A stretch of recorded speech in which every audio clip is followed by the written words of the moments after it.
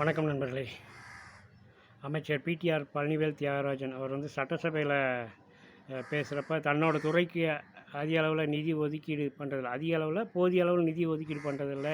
அதனால் என்னால் இந்தந்த திட்டங்களை செயல்படுத்த முடியலை. அதே போல் என்னோடய துறைக்கு இந்த இதுதான் லிமிட்டேஷன் அப்படின்ட்டு தன்னிடம் கேள்வி கேட்ட ஒரு எம்எல்ஏக்கு பதிலளிக்கும் போது சொல்லியிருந்தார். அதில் ஒரு வித அதிருப்தியை வெளிப்படுத்துகிற மாதிரி தான். ஏன்னா தன்னை கட்சியில் கொஞ்சம் ஓரம் கட்டுறாங்க, தன்னை தனக்கான ஒரு ஸ்பேஸ் கிடைக்கல, தனக்கான ஒரு உரிமையை கொடுக்கல, தன்னோட துறையை புறக்கணிக்கிறாங்க அப்படின்னு தான் அதை தான் வெளிப்படுத்தியிருந்தார்.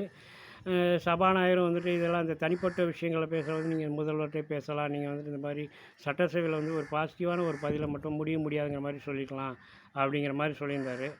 அது சிலருக்கு அதுவும் ஒரு உடன்பாடான ஒரு விஷயந்தான். ஒரு அமைச்சர் கட்சி ரீதியாக தனக்கும் கட்சிக்கும் இடையில் ஏதேனும் ஒரு முரண்பாடுகள் இருக்கலாம். ஆனால் சட்டசபையில் ஒரு பதிவு பண்ணுறப்போ அந்த இடத்துல உங்களோட கோரிக்கையை பரிசீலிக்கிறோம் அப்படிங்கிற சொல்லலாம். அல்லது இதில் இப்போதைக்கு பண்ண முடியாது, இந்த மாதிரி ஏதோ ஒரு பதிலை கொஞ்சம் சொல்லி சுருக்கமாக சொல்லி முடிச்சிருக்கலாம். என்ன இப்போ ஆனால் இது பொதுவெளியில் விவாதமாக வரும்போது பிடிஆர் பழனிவேல் தியாகராஜனுக்கும் திமுக தலைமைக்கு இடையில் ஏதோ ஒரு நெருடல் இருக்குது. அவரை புறக்கணிக்கிறாங்க. அதை இவர் அப்பப்போ வெளிப்படுத்துகிறாரு. ஏற்கனவே அந்த ஆடியோ விஷயம் வந்ததுலேருந்தே அவர் அவரோட துறையை மாற்றினாங்க. ஏற்கனவே நிதித்துறையில் அவருக்கும் மற்ற அமைச்சர்களுக்கும் இடையில் சரியான இணக்கமான போக்கு இல்லை அப்படிங்கிற மாதிரிலாம் பிரச்சனை வந்துச்சு. இப்போ பிடிஆர் பழனிவேல் தியாகராஜனை பொறுத்தவரை தனிப்பட்ட முறையில் அவரோட செயல்பாட்டில் எந்த விதமான நெகட்டிவும் கிடையாது.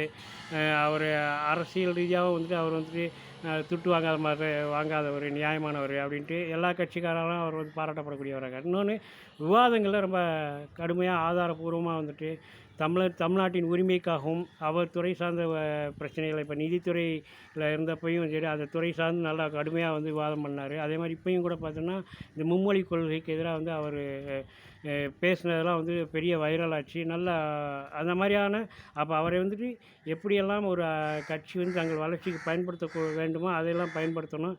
அவர் இந்த மாதிரி ஒரு மனக்குமுறல் இருக்குன்னா அவரை கூப்பிட்டு பேசி அதை சரி பண்ணுறதுக்கான விஷயங்களை பண்ணலாம். அவங்க அப்பா ஒரு முன்னாள் சபாநாயகராக இருந்தவர், ஒரு பெருமைக்குரிய ஒரு பெயர் பெற்ற ஒரு குடும்பத்தை சார்ந்தவர். மதுரையில் அவருக்குன்னு ஒரு தனி செல்வாக்கு இருக்குது. கட்சியிலையும் அவங்க பாரம்பரிய திமுகக்காரங்க. அப்படிங்கிறப்ப அவங்களுக்கு ஏற்ற மாதிரி கொஞ்சம் பேசி என்ன சால்வ் பண்ணுற விஷயங்களை பார்த்துக்கிட்டாங்கன்னா நல்லதுன்னு தோணுது. நன்றி, வணக்கம்.